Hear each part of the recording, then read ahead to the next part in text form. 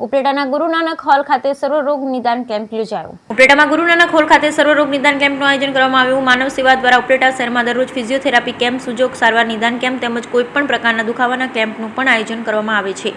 રાજકોટ જિલ્લાના ઉપલેટામાં શ્રી માનવ સેવા ટ્રસ્ટ, અન્ન ક્ષેત્ર તેમજ રણછોડદાસ આશ્રમ આંખની હોસ્પિટલ દ્વારા આંખના ઓપરેશન, દાંતને લગતા રોગો, ચામડી રોગો, કપાસી, મસા, હાથ, પગ, કમર, મણકા, નસ દબાવી, પેરાલિસિસ સારવાર નિદાન કેમ્પ આયોજન કરાયું। કેમ્પના દાતા સ્વ જયાબેન જીતુભાઈ ઝાલાના સ્મરણાર્થે રાખવામાં આવેલ આ કેમ્પનો સંપૂર્ણ ખર્ચ ઝાલા પરિવાર દ્વારા આપવામાં આવ્યો। આ કેમ્પમાં આંખોના ઓપરેશન, દાંતે લગતા રોગોની સારવાર, ચામડી રોગની સારવાર તેમજ હાથ, પગ, કમર, મણકાના દુખાવા, નસ દબાવી જેવા અનેકવિધ રોગોની સારવાર નિદાન ડોક્ટર દ્વારા કરી આપવામાં આવી હતી। આ કેમ્પમાં દર્દીઓનું નિદાન કરવામાં આવ્યું। લોકોએ આ સેવા કેમ્પની બહોળી સંખ્યામાં લાભ લીધો હતો। આ કેમ્પને સફળ બનાવવા માટે માનવ સેવા ટ્રસ્ટના સંસ્થાપક શ્રી લાલજીભાઈ રાઠોડ, ટ્રસ્ટીશ્રી તેમજ દાતાશ્રી ડૉક્ટરો અર્જુન સાહેબ બાબરિયા, સંજયભાઈ માકડિયા, કિસાબાપા, કેશુબાપા સિણોજિયા, કણસાગરા સાહેબ, રમેશભાઈ આઉજા, ધામેચા સાહેબ, ભગવાનદાસ નિરંજનની, અસ્મિતાબેન મુરાણી હાજર રહ્યા। વધુમાં વધુ લોકો આ સેવા કેમ્પનો લાભ લીધો। બ્યુરો રિપોર્ટ વિપુલ ધામેચા, ઉપલેટા। મારું નામ જીતુભાઈ કરશનભાઈ ઝાલા, મારુતિ ઇન્ડસ્ટ્રીઝ ઉપલેટા। આજરોજ માનવ સેવા ટ્રસ્ટે એક મેડિકલ નિદાન કેમ્પનું આયોજન કર્યું છે। એમાં અમે સ્પોન્સર તરીકે આજે સેવા આપી છે।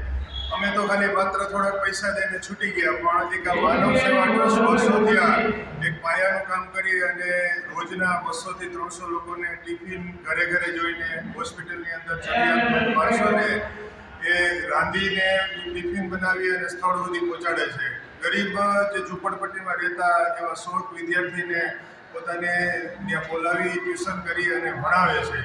ઘણી બધી દીકરીઓ હોય કે જે ગરીબ મા બાપની દીકરીઓ છે એને પોતાનું હુનર બહાર લઈ આવી, સીવણથી લગાડીને, મહેંદી ક્લાસથી લગાડીને ઘણું બધું કામ કરે છે। એટલે આજની તકે અમે તો ખાલી સ્પોન્સર નિમિત્ત છીએ। એક સેવા કાર્યની અંદર માનવ સેવા ટ્રસ્ટે અમને નિમિત્ત બનવાનો એક મોકો આપ્યો, પણ હું ખરો ધન્યવાદ આ માનવ સેવા ટ્રસ્ટના જે પાયાના જે માણસો જે છે ખડે પગે રહીને કામ કરે છે।